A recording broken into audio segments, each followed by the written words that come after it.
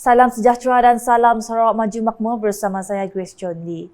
Berita dimulakan dengan rangkuman mengenai lawatan rasmi ke bawah duli Yang Maha Mulia Pemangku Raja Pahang Tengku Mahkota Tengku Hasanal Ibrahim Alam Shah Ibni Al-Sultan Abdullah Rakyatuddin Al-Mustafa Bilal Shah selama 5 hari ke Kuching, Sarawak. Saksikan. Lawatan kerja rasmi ke bawah duli Yang Maha Mulia KDYMM Pemangku Raja Pahang Tengku Mahkota Tengku Hasanal Ibrahim Alam Shah Ibni Al-Sultan Abdullah Riayatuddin Al-Mustafa Bilal Shah selama 5 hari di Kuching, Sarawak menjadi kenangan manis yang akan kekal terpahat di dalam ingatan setiap rakyat di bumi kenyalang ini. Keberangkatan tiba Tengku Hasanal pada Isnin lepas, 15 Januari 2024, mewarnai sebahagian besar penduduk di Kuching, lebih-lebih lagi apabila jadual baginda dipenuhi dengan lawatan ke beberapa tempat menarik di bandaraya ini.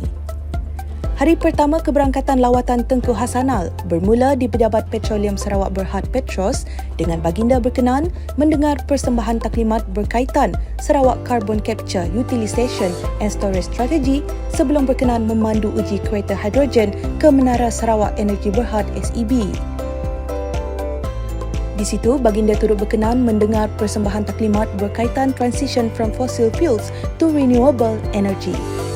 Sejurus selepas santapan tengah hari, Tengku Hasanal berkenan mencemar duli melawat ke Muzium Budaya Borneo dan diberikan taklimat oleh kurator muzium tersebut sebelum bersantap minum petang bersama dif-dif kehormat yang mengiring. Pada malamnya pula, Tengku Hasanal berkenan menerima menghadap Premier Sarawak, Datuk Patinggi Tan Sri Dr. Abang Abdul Rahman Sohari Tun Datuk Abang Openg sempena majlis santapan malam yang turut disertai kira-kira 400 tetamu jemputan. Tengku Hasanal berkenan menjamu santapan istimewa serta menikmati persembahan nyanyian, tarian rampaian etnik serta diiringi muzik tradisional Sarawak. Keberangkatan lawatan hari ketiga, Tengku Hasanal berkenan mencemar duli ke Semegoh Wildlife Centre Kuching dan berpeluang menyaksikan spesies orang utan secara dekat sambil berkenan mendengar persembahan taklimat Forest Protection State Parks dan Climate Change Plans and Net Zero Strategy. Lawatan seterusnya, baginda berkenan mencipta kenangan di Fort Margherita Kuching sambil mengadakan walkabout di dataran Ibu Pertiwi dan berkesempatan menikmati keindahan bandaraya Kuching dengan berjalan kaki melalui Jambatan Darul Hana. Keesokannya pula, lawatan hari keempat Tengku Hasanal berkenan melawat ke Menara SEDC dan mendengar persembahan taklimat berkaitan Sarawak Hydrogen Initiative Roadmap dan mengambil peluang menaiki bas hidrogen ke Petros Multifuel Station Darul Hana. Dari Petros Multifuel Station Darul Hana, baginda berkenan meneruskan lawatan ke tapak semayan alga di Taman Perindustrian Demak Laut untuk melihat sendiri operasi stesen tersebut yang bakal mengkomersialkan bahan api penerbangan mampan SAF Sarawak berdasarkan alga atau lumut selepas tempoh percubaan.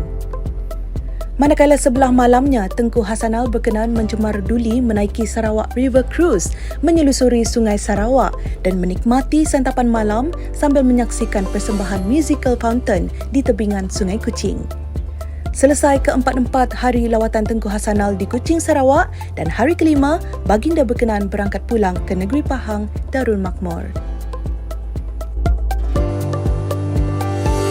Seperti yang anda dapat lihat di belakang saya merupakan pesawat khas yang membawa ke bawah duli Yang Maha Mulia Pemangku Raja Pahang Tengku Mahkota Tengku Hasanal Ibrahim Alam Shah yang berlepas ke Pangkalan Udara Subang tepat jam 12.29 tengah hari ini, Jumaat 19 Januari 2024. Dan ini selepas baginda menamatkan lawatan rasmi selama 5 hari di Kuching, Sarawak. Ini bermula 15 Januari lalu dan hadir menyaksikan keberangkatan pulang baginda sebentar tadi ialah Menteri Pelancongan, Industri Kreatif dan Seni Persembahan Sarawak Datuk Seri Abdul Karim Rahman Hamzah dan Timbalan Setiausaha Kerajaan Sarawak Operasi Datuk Hee Chang Kee bersama dengan beberapa dif-dif kenamaan yang lain. Terdahulu difahamkan baginda berkenan berangkat dari hotel tempat bersemayam menuju ke lapangan terbang ini yang mana tiba kira-kira jam 12.15 tengah hari dan turut mengindahkan lagi suasana sebentar tadi apabila baginda diiringi kumpulan kebudayaan yang mengenakan pelbagai pakaian etnik Sarawak.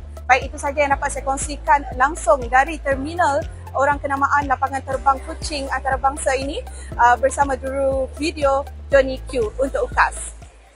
Berita seterusnya, Premier Sarawak Datuk Patinggi Tan Sri Dr. Abang Abdul Manzur Hari Tun Datuk Bang Openg telah menghadiri dialog bersama delegasi Perbankan Pelaburan Maybank dan pengurus dana di Kuching pada Khamis. Datuk Patinggi Tan Sri Abang Zohari mengemukakan pelbagai soalan mengenai ekonomi dalam sesi dialog selama setengah jam itu yang dikendalikan oleh Ketua Penyelidikan Wilayah Kumpulan Perbankan Pelaburan Maybank, Anand Padmakantan. Antara lain, soalan dikemukakan menyentuhi tentang pendidikan dan pembangunan bakat, strategi pembangunan pasca COVID-19 PCDS 2030, sektor perbankan di Sarawak dan fungsinya untuk membangunkan perusahaan kecil sederhana PKS, dana kekayaan berdaulat masa depan Sarawak dan strategi serta prospek pelaburan khususnya dalam sektor tenaga boleh diperbaharui. Turut hadir Setiausaha Kewangan Sarawak Datuk Seri Dr. Wan Lizuzman Wan Omar, Pengarah EPU Datuk Lester Matthew, Pegawai Bertanggungjawab dan Ketua Pegawai Operasi Perbankan Pelaburan Maybank Tengku Arif Azhar Tengku Mohamed dan Pengarah Wilayah Sarawak Abang Jamili Abang Julai. Sementara itu, Timbalan Premier Sarawak Datuk Ahmad Awang Tengah Ali Hassan telah menerima kunjungan hormat daripada pengurusan Syarikat Penerokaan Petroleum Asing Kuwait, KUFPEC, di Kuching pada Khamis. Kunjungan hormat yang diketuai oleh pengurus negara KUFPEC, Muhammad Al-Sabti, berlangsung di Pejabat Kementerian Perdagangan Antarabangsa, Industri dan Pelaburan di Kuching. Menerusi satu kenyataan pihak kementerian, kunjungan hormat ini bertujuan membincangkan peluang pelaburan antara Sarawak dan KUFPEC dalam bidang minyak dan gas. Hadir sama Timbalan Menteri Perdagangan Antarabangsa, Industri dan Pelaburan Sarawak, Datuk Dr. Malcolm Musen Lamo, para wakil daripada Petroleum Sarawak, Petros, Sarawak Energy Berhad SEB dan Invest Sarawak. Laporan berikutnya, sebanyak 1,254 sekolah rendah termasuk 233 sekolah rendah Cina dan 211 perpustakaan di Sarawak akan menerima buku cerita rakyat. Menteri Pelancongan, Industri Kreatif dan Seni Persembahan Sarawak Datuk Seri Abdul Karim Rahman Hamzah beritahu, dalam usaha memelihara budaya suku kaum Sarawak yang unik, buku-buku tersebut akan disediakan di Institut Pendidikan dan Perpustakaan. Furthermore, we extend this collection. We are extending this collection to 1,254 primary schools, including 223 Chinese primary schools, so that anak-anak kita akan faham, akan dapat memahami kebudayaan, cerita-cerita penglipur lara seperti ini. Apabila mereka membangun, mereka akan dapat memahami tentang kebudayaan, cerita-cerita penglipur lara antara which cross the different divide. We will also be distributing them to 211 libraries in Sarawak, ensuring that every educational institution and library have access to these cultural treasures. The foxtail in this collection are available in 3 languages, that is in English, in Malay and in Chinese, embracing the linguistic diversity of our communities. As we continue our effort in safeguarding Sarawak's heritage, our ministry is committed to publishing foxtail of all the 34 different ethnic groups in Sarawak. Beliau berkata demikian semasa sidang media Majlis Penyerahan Sarawak Folktales for All di Kuching pada Jumaat. Datuk Seri Abdul Karim menambah peruntukan tahunan berjumlah 10 juta ringgit untuk kementeriannya khusus untuk dana mudah cara warisan, seni dan budaya telah diumumkan bagi menyokong persatuan dan organisasi terlibat dalam seni budaya dan warisan. Menurutnya, melalui dana ini, cerita rakyat tersebut mampu berubah menjadi seni persembahan dan animasi atau permainan komputer, merapatkan tradisi dengan bentuk penceritaan moden. Sementara itu, beliau berkata Pulau Datuk Kong dalam proses diwartakan sebagai tapak warisan di bawah Ordinan Warisan Sarawak 2019 dan akan dilindungi serta dipromosikan sebagai destinasi pelancongan warisan. Di Betong pula, Kerajaan Sarawak terus berjuang untuk otonomi dalam sektor kesihatan agar dapat menyediakan perkhidmatan komprehensif kepada pesakit. Timbalan Menteri Kesihatan Datuk Lukan Isman Awang Soni memberitahu, kesihatan merupakan dasar yang amat penting dalam perundingan Perjanjian Malaysia 1963, MA63 berkaitan dengan otonomi kesihatan. Itu adalah merupakan salah satu dasar besar dalam perundingan MA63 berkaitan dengan autonomi kesihatan. Ini masih lagi di peringkat awal. Walaupun demikian, Exco Kesihatan yang bertanggungjawab, Yang Berhormat Profesor Dr. Sim telah pun menyatakan pendirian dan hasrat dan juga beberapa kertas kerja kepada Menteri Kesihatan untuk melihat pembangunan dan juga polisi kesihatan Sarawak tidak perlulah mengikut acuan, satu acuan saja. Kita perlu melihat acuan dari segi geographical and demographic dan juga kesesuaian budaya masyarakat di Sarawak. Begitu juga dengan rakyat kita di Sabah dan juga di luar bandar Semenanjung.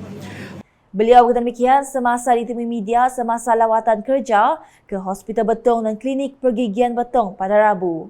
Ahli Parlimen Sibuti itu menambah KKM juga ingin mewujudkan perkhidmatan kesihatan yang sempurna kepada rakyat Sarawak melalui MA63 supaya kerajaan negeri dapat menjalankan polisi-polisi kesihatan yang lebih berkesan kepada masyarakat. Beliau turut diiringi oleh Timbalan Menteri Belia, Sukan dan Pembangunan Usahawan Sarawak merangkap adun layar Datuk Gerald Rentap pada lawatan tersebut. Paparan berikutnya, syarikat penerbangan Asia akan mempertingkatkan kekerapan penerbangan bagi laluan Jakarta Kuching kepada setiap hari bermula 8 Februari depan berbanding sebelum ini yang hanya menawarkan 3 penerbangan sahaja dalam seminggu. Asia dalam satu kenyataan media pada Jumaat memberitahu laluan Jakarta Kuching yang diterajui oleh Asia Indonesia telah mula beroperasi pada 15 Jun 2023 yang lepas. Laluan ini telah menjadi pilihan popular dalam kalangan penumpang dari kedua-dua destinasi, baik bagi warga Indonesia yang mengunjungi Kuching untuk menikmati keindahan alam semula jadi dan kekayaan warisan dan sejarah Sarawak, maupun bagi penumpang dari Sarawak untuk membeli belah dan menikmati pengalaman kulinari di Jakarta. Sejak dilancarkan, laluan ini telah berjaya menjadi jambatan yang mengeratkan hubungan antara rakyat di kedua wilayah serta membuka peluang yang luas dalam bidang pelancongan, perdagangan dan pertumbuhan ekonomi. Kenyataan sama memberitahu pertambahan penerbangan ini amat tepat pada masanya kerana industri pelancongan kedua-dua negara kini sedang mengalami fasa pemulihan yang pesat. Jelas Asia, laluan dari Kuching ke Jakarta ini sangat penting sebagai penghubung antara Sarawak secara keseluruhannya dengan provinsi lain di Indonesia, terutamanya dengan penubuhan ibu kota negara yang baru di Nusantara, Kalimantan Timur. Sekian edisi malam bersama saya Grace Chondi. Berita lebih lanjut boleh didapati di semua platform media sosial UKAS, termasuk portal ukas.sarawak.gov.my dan UKAS Channel di YouTube. Sebelum akhiri Buletin UKAS, kami tinggalkan dengan anda paparan ke bawah duli Yang Maha Mulia, Pemangku Raja Pahang Tengku Mahkota Tengku Hasanal Ibrahim Alamsyah Ibni Al-Sultan Abdullah Riyatuddin Al-Mustafa Bilal Shah berangkat pulang ke Pahang pada Jumaat. #Saluran Informasi Rakyat, Salam UKAS.